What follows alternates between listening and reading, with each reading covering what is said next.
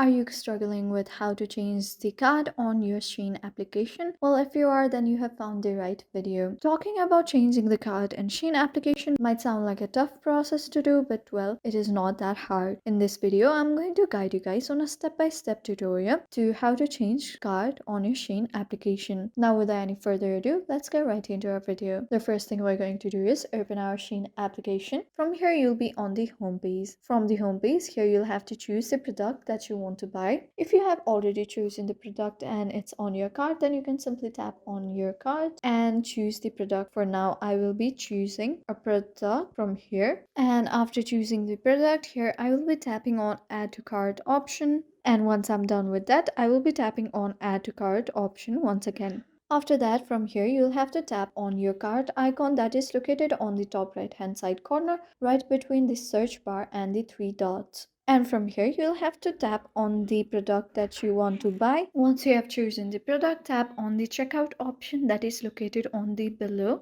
And from here, you'll be on the page where you'll have to choose the shipping method and your payment method. From here, you can choose the credit card / debit card option and then tap on place order.